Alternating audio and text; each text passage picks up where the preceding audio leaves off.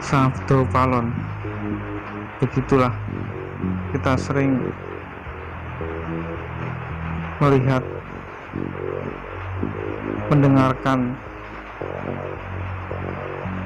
piweling-piweling atau ajaran-ajaran atau ramalan-ramalan akhir zaman, dan ternyata ramalannya pun tepat, jadi tentang keadaan-keadaan nanti di saat akhir zaman. Namun saat di akhir-akhir runtuhnya Majapahit oleh Demak, Prabu Brawijaya akhirnya masuk Islam, dan beliau mengajak Sabdo Palon dan Nyai Gingkong untuk masuk Islam, tapi beliau menolak.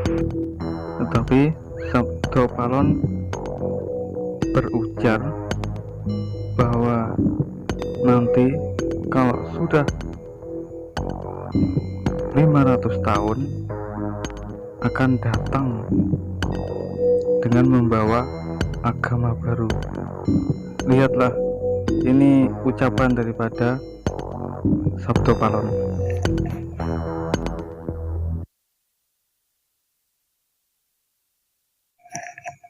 Amung kula matur petungna ing benjang sak pangkurmami nyuwun ang wanci jangkep gangsal atus taun dan menika kula gantos agami budi kula sebar ing tanah Jawi.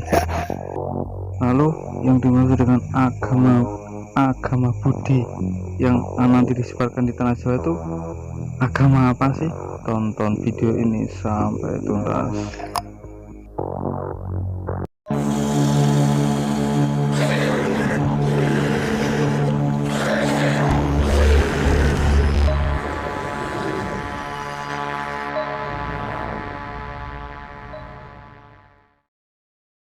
Runtuhnya kerajaan Majapahit pada waktu itu yang dipimpin oleh Prabu Brawijaya, yang yaitu pada tahun 1400 Saka atau 1438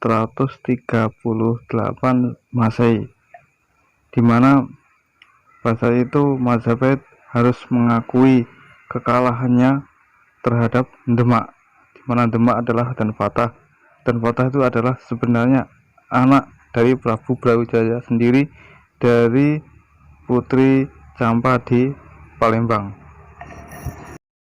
Lalu akhirnya Prabu Brawijaya pun masuk Islam, dan tetapi dua pengawalnya yang setia yaitu Nyai Gingkong dan Sabdo Palon tidak mau mengikuti jejak daripada Prabu Brawijaya, dan akhirnya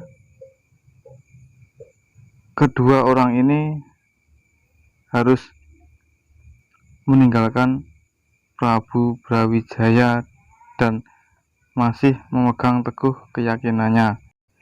Tetapi di saat akhir penolakannya itu, Sabdo Palon sempat memberikan wejangan-wejangan kepada Prabu Brawijaya bahwa nanti setelah 500 tahun dimulai dari hitungan itu, maka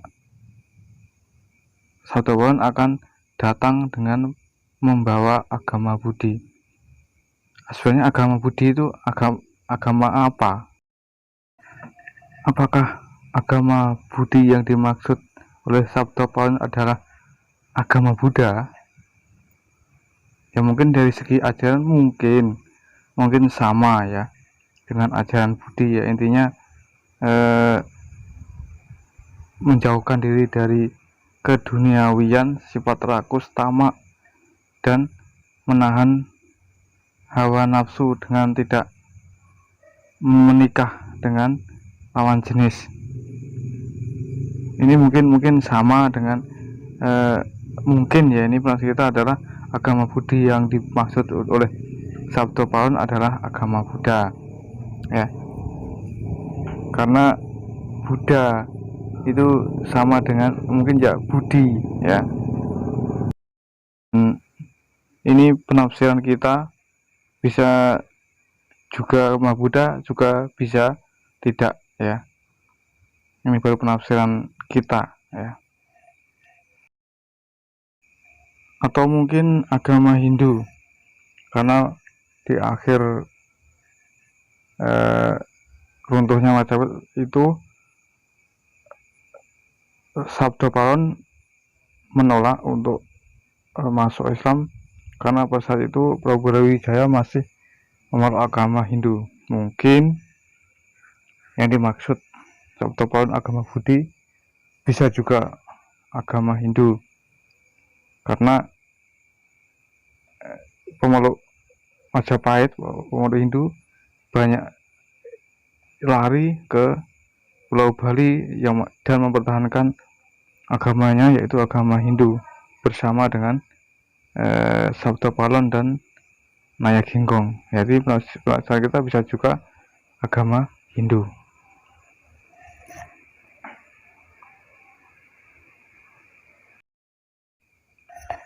Mungkin juga yang dimaksud dengan agama Budi menurut versi yang dimaksud oleh Sabda Paron adalah aliran kepercayaan ya. Mungkin karena pada saat tahun 80-an atau 90-an tuh aliran kepercayaan masuk GBHM ya, dan mungkin inilah mungkin yang dimaksud agama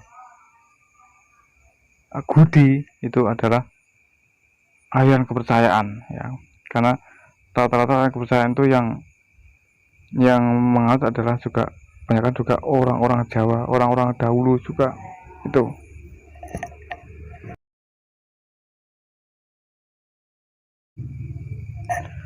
Kemudian setelah ketiga tadi, yang terakhir mungkin yang mendekati mungkin ya, itu adalah kejawen, penganut kejawen ya, penganut kejawen. Jadi dia itu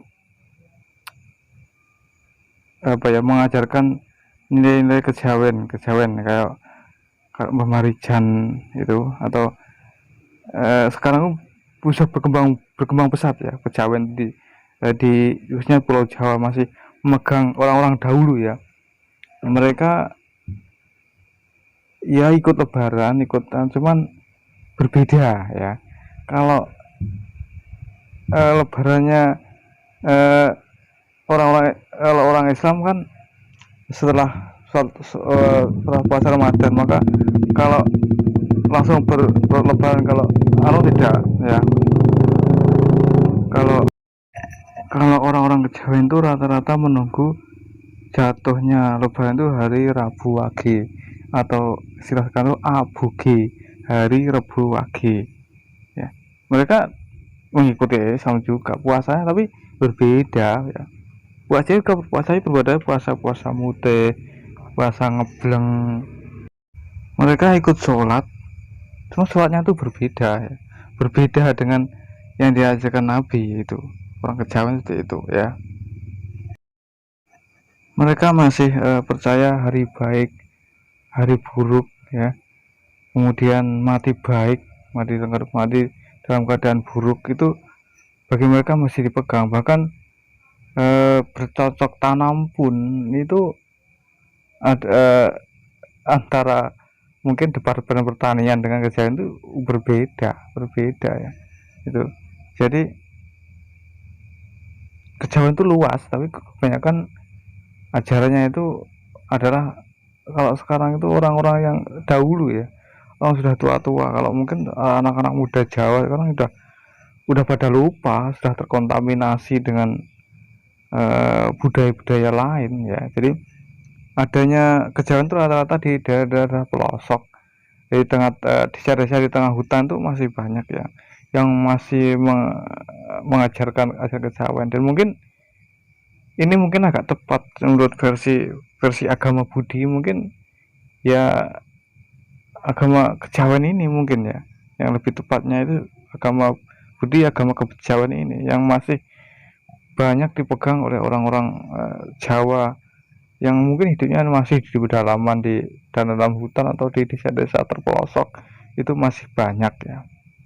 Ya walau alam, Ya, kalau ada kesalahan saya mohon maaf sebesarnya.